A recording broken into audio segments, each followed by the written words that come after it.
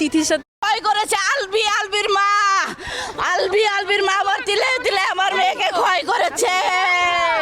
ইকরা অনেক স্ট্রং একটা মানুষ, আমি ওকে চিনি আজকে অনেক বছর। ও ও ও আমার বেস্ট ফ্রেন্ড, আমরা best friend.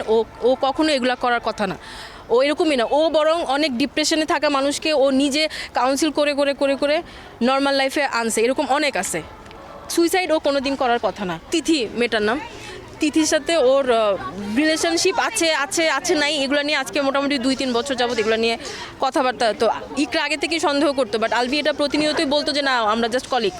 But recently Alvi এটা স্বীকার করছে ইকরার কাছে যে আমি তোমার প্রতি আমার ফিলিংস নাই, আমার সাথে তিথির রিলেশন আছে, অ্যান্ড আমি তোমার সাথে আসছি শুধুমাত্র রিজিকের জন্য। ওদের বাচ্চার নাম রিজিক। তিথির সাথে সবই ইকরা শুনছে, অ্যান্ড ইকরা এগুলো নিয়ে কথাবার্তা, ইকরা এগুলো আমাদেরকে ফোন দিছে। আমাদের একটা গ্রুপ আছে যেখানে আমরা প্রতিনিয়ত কথা বলি, কানেক্টেড থাকি। ইকরা কান্নাকাটি করছে, আমরা ওরা বুঝাইছি। ইকরা রিসেন্টলি হচ্ছে আলভি শুটিংয়ে নেপালে গেছে, তিথিও গেছে, তিথিকে নিয়ে গেছে। আমরা স্পেসিফিক জানি না আজকে সকালে কি হয়েছে। গতকালকে আগের দিন ইকরা ফোন দিয়ে বলতেছে যে আমি ভিডিও কল করছিলাম, রিজিকের শরীরটা খারাপ, রিজিক ওর পাপার সাথে কথা বলতে চায়, ও ফোনটা পিক করতেছে না। তখন হচ্ছে ইকরা অনেক কান্নাকাটি করতেছিল যে ও ওই মেয়ের সাথে আসছে। আমি জানি ও কোন রুমে আছে, ডিলাক্স রুম সবই। বার্থডে তো ওই দিন আবার ওই মেয়ের বার্থডে ছিল, ওই মেয়ের বার্থডে সেলিব্রেট করার জন্য আলভিওকে নেপালে নিয়ে গেছে। অ্যান্ড ইকরা এগুলো সব জানে। ইকরা তখন ওকে ভিডিও কল দিছে, আলভিওকে স্ট্রেট বলছে যে তুমি আমাকে এখন ইচ্ছা করে, মানে রিজিক অসুস্থ এটা বলে তুমি আমাকে মিথ্যা কথা বলতেছো, এখন আমাকে তুমি ডিস্টার্ব করতে চাচ্ছ। এগুলো নিয়ে ইকরাকে ও উল্টা ইয়ে করছে। ইভেন ওই মেয়ে আলভির ওয়াইফের সাথে, হাজব্যান্ড ওয়াইফের মধ্যে এগুলো নিয়ে ওই মেয়ে হচ্ছে পজিটিভ হয়ে ঝামেলা করে, তুমি তোমার বউয়ের সাথে কেন থাকো, এগুলো নিয়ে ওই মেয়ে আলভির সাথে ঝগড়া করে। অ্যান্ড আলভি আবার তিথি ওইটার স্ক্রিনশটও আছে। তো সবার আগে আমি আসছি বেসিক্যালি, বাকি সবাই আসার আগে ওর অ্যাসিস্ট্যান্টটা ছিল আর ওর কাজিন ছিল একজন, ইকরার কথা বলতেছি। তো আমি সবার আগে এসে দেখছি লাশটা। এরপর পুলিশও এসে আমার কাছ থেকে নিল স্টেটমেন্ট।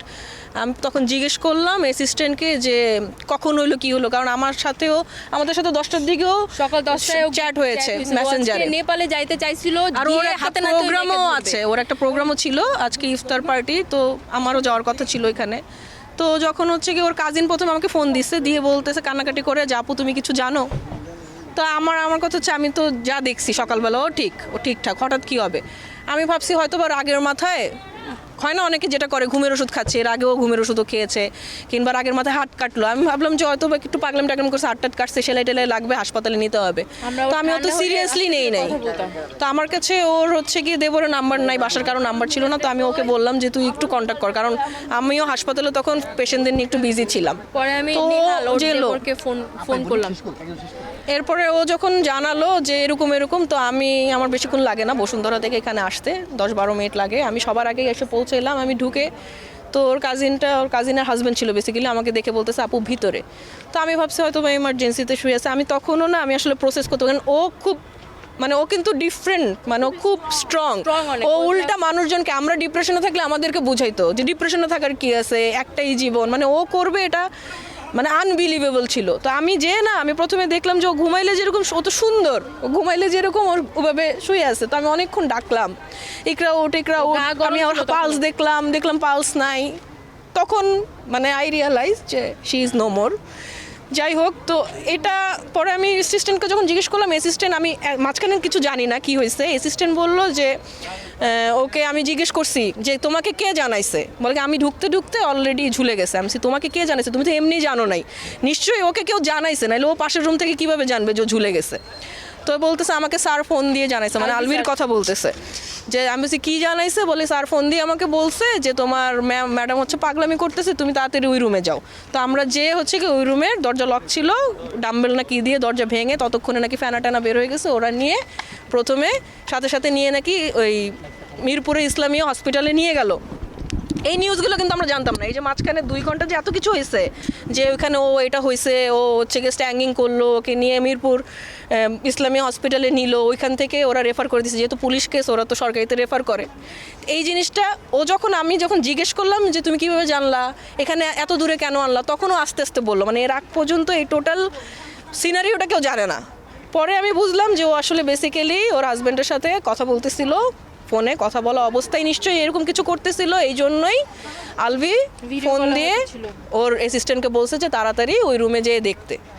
তার মানে হি নোজ, এমন না যে সে হ্যাঁ, ও কিছু জানে না। জানে, সে ও যে একটু জানে। আগে স্ট্যাটাস দিল যে আমি জানি না কি হয়েছে, তো এই সব জানে। স্টেটমেন্টটা পুলিশকেও দিয়েছে ওর অ্যাসিস্ট্যান্ট অর্ক, যে স্যার আমাকে জানাইছে, স্যার জানে দেখে জানাইছে। সো যে ও লিখলো আমি জানি না কেন, আমার আসলে আমার কিছু বলার নেই স্ট্যাটাসের উপরে, but he knows everything. Even তিথির বার্থডে দিন, মানে তিথির বার্থডে হ্যাঁ আচ্ছা, ইকরা হচ্ছে কিছুদিন আগে একটা স্ট্যাটাস দিয়েছিল যে এক্সপোজ অ্যালার্ট বি, এই টাইপের একটা স্ট্যাটাস দেয় আর কি। ও বেসিক্যালি ওই দিন আলভি আর তিথির এই সব কিছু স্ক্রিনশট সহ ছবি টবি সহ যেগুলো পাইছে এগুলো সব ও অনলাইনে এক্সপোজ করতে চাইছিল। তো বেসিক্যালি ও যখন পোস্টটা দেয়, আমরা যেহেতু খুবই ক্লোজ ফ্রেন্ড, আমি আবার সাথে সাথেই ওকে আমাদের গ্রুপে একটা গ্রুপ আছে, ওই গ্রুপে হচ্ছে ভিডিও কল দিই যে তুই কাকে এক্সপোজ করতে চাস। তখন ও বললো যে আলভি। আচ্ছা কেন, কি হয়েছে? বলে আলভি হচ্ছে তিথিকে নিয়ে নেপালে তিথির বার্থডে সেলিব্রেট করার জন্য গেছে। ওরা কোন রুমে আছে সেটাও আমি জানি, ব্লাবা সব কিছু কান্নাকাটি। তখন আমরা ওকে বুঝাইলাম যে এখন এই মুহূর্তে হুট করে যদি এক্সপোজ করবে, একটু ওয়েট কর, আগে রিজিক তো বাচ্চা, ওর জন্য তো এটা একটা ট্রমা হবে, একটু ওয়েট কর। এগুলো আমরা ওকে বুঝাইলাম। তারপর দিনও সারাদিন ওর কোনো খবর নাই, ও কিছু খায় নাই, ও রোজা থাকার মতন অবস্থায় ছিল না।